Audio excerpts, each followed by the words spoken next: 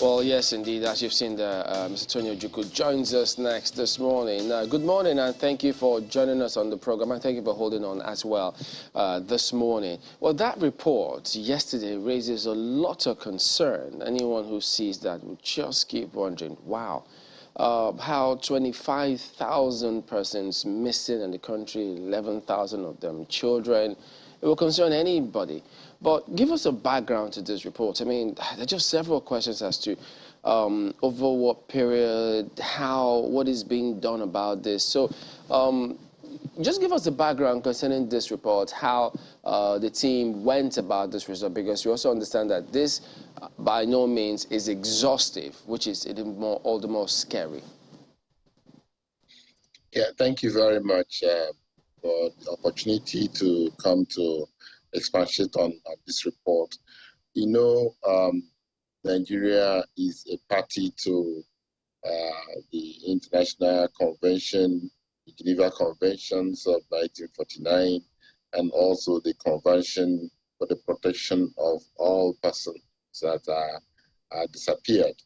And part of the obligations under those conventions is that missing persons ought to be accounted for by the government, and that where people are dead in conflict situations like ours, they ought to be searched for, their remains collected and buried, and so on and so forth. So the National Human Rights Commission, in collaboration with the International Committee of the Red Cross and other stakeholders, started looking at the growing challenge of missing persons since around 2015, 2016. You remember the Boko Haram conflict and the insurgency got exacerbated in Nigeria around that particular time. And we are getting reports of so many people missing. And of course, you've seen that over the period of time, you will have the Dapti school girls,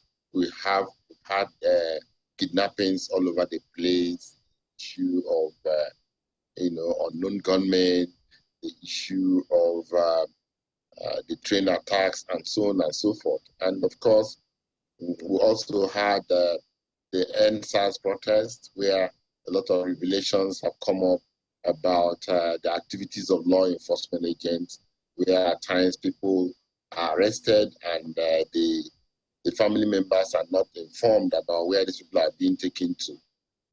So this has been happening for a very long time. So it became a lot of concern for stakeholders. And we thought it wise that it is good to start documenting. And ICRC has been giving a lot of support in respect of this and taking the lead. So that is what led to this collation of figures by the ICRC. Of course, what we are doing as a national institution is that within this period, we have set up a database collection center in Maiduguri, even though the people are not responding so much. But looking at cases monitored across the country, every day you hear of thousands of people that got missing. You hear of people who are kidnapped. You hear of armed men attacks and so on and so forth. So a lot of people are looking for their relations.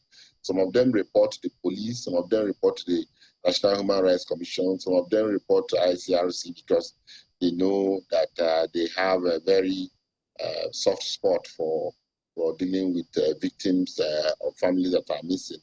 So that is the background to those figures.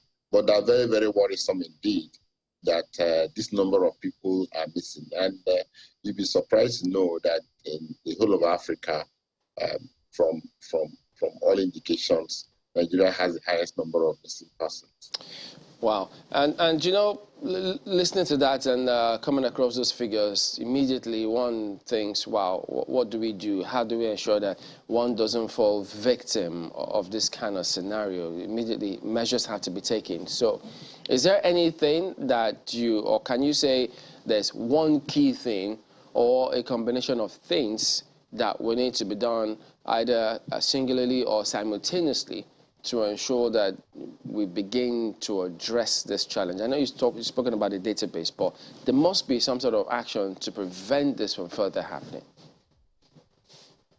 Well, the issue of missing persons is quite worrisome, and all stakeholders must, all hands must be on deck. Luckily, there is there's NIMSI now, which is having some database about identification of Nigerians, which is a positive step by government. The Ministry of Humanitarian Affairs is also very keen now. Yesterday, the Honorable Minister of Humanitarian Affairs was represented by the Permanent Secretary, and even the Secretary of Government was also represented at this press briefing yesterday, and that shows commitment from the highest level of government. The Inspector General of Police was represented, and the Chief of Army Staff was also represented. So it's the national consciousness is on peak now to deal with this issue. But more importantly, it is the issue of conflict. We need to de-escalate the conflict in Nigeria. We need to support the law enforcement agents so that we can deal with this Boko Haram issue, this issue of unknown gunmen, this issue of kidnapping, and so on and so forth. Because you can imagine if in one attempt, 300 people are kidnapped, they're missing, and it's difficult to be sure that those 300 people will ever be recovered. We are still struggling with the Dapchi government secondary school kidnap. We are still battling with the train kidnap along the way to Kaduna, and so on and so forth. So the most important thing is to prevent it from happening, because once it happens, it becomes very difficult to make sure that everybody eventually is kidnapped. But also, it would seem like sorry to come in there. It would seem like we're a long way from prevention, but you have rightly said that it's due to conflict. And a 2018 report by the UNHCR says 23,000 Nigerians fled to neighboring Niger Republic for safety. And according to that same report, 60,000, the number grew to 60,000 in 2019. Now, is it any surprise then that the ICRC has released this report to say that 25,000 Nigerians are missing? And then any effort over the last few years to return Nigerians from neighboring Niger Republic to the country has been done by the international community. Is government failing in its responsibility in this regard, especially when you consider that there's an absence of a social security system to account for these persons?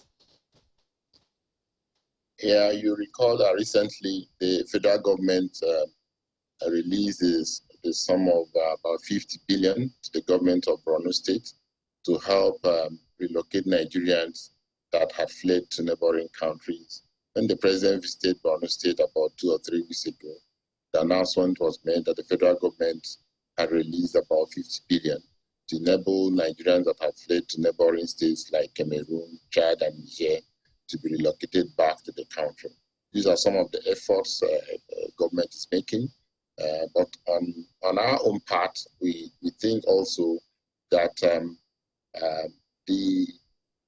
there are other missing persons that arise as a result of the operation of law enforcement agents. You know, the Nigerian police, the military, the DSS. What we are doing on our own part is to continue training them to mainstream human rights into their operations. Right now, the Human Rights Commission has been conducting trainings for the military at the front lines in Maiduguri, in Adamawa, and in Yobe.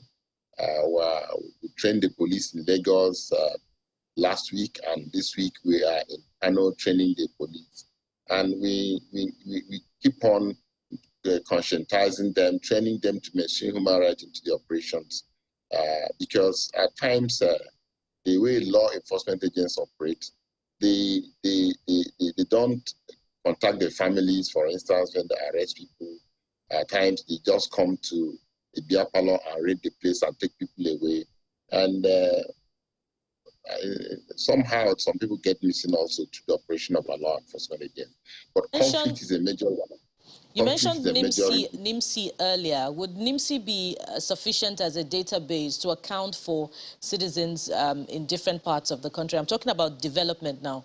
Would state governments also need to consider some form of social security in the future? Of course, the issue of social security is very key because the poverty level in the country is quite unprecedented. It's not acceptable. It's not acceptable in any climate. And that all boils down to good governance. It all boils down to good governance. I can appreciate the trader money efforts by the federal government and so on and so forth. But the state governments go on as if this thing does not concern them. You know, we must carry on the state government. The state governance must put in concrete things. For instance, ordinary payment of pension for people at the state level. You hear horrible stories of pensioners not even being paid for 3, 4, 5 years. It's very, very embarrassing that in 2022 you see here that in some states it is not possible to pay pensioners their money. Now, the issue of empowerment, I can see a lot of states also looking at empowerment, issues that help to alleviate, poverty at that level. This is very encouraging, and this should be, I think, replicated all the states.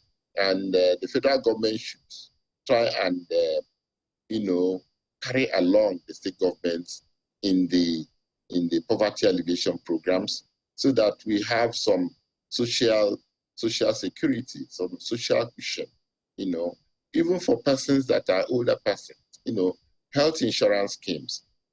Health insurance schemes are very, very important at the state level. Yes, at the federal level, it's quite entrenched, but the state governments are still wobbling in terms of provision of health facilities. The schools, you can't imagine that the commission has been battling with some state governments to be able to pay the WAEC fees of some of their staff, some of their students. It got so bad that in some states, the WAEC result of their students have not been released for the past 2 or 3 or 4 years because the state government has not paid WAEC the fees. So you can imagine children at primary school level, at secondary school level, not being able to have their WAEC result. That means they cannot proceed any other place in their life, So the state government must be part of this. It cannot be for the federal government alone. And at the end of the day, we will be able to prevent having high number of unskilled children, high number of illiterate children. It is easier to govern when most people are literate, when most people have means of livelihood, when most people are empowered. And I think if you trace the insecurity all over the country, you can link it directly to this high level of impoverishment of the people, high level of illiteracy in the country, high level of unempowerment of the people. And I think we have to do something about this if we have to emerge from these conflicts and the human rights violations, and of course, the high number of missing persons all over the country. Well, couldn't agree more, and we do thank you very much indeed for that and the work that is being done, and we wish you all the best. Mr. Tony Ojukwu, Executive Secretary, National Human Rights Commission. Thank you.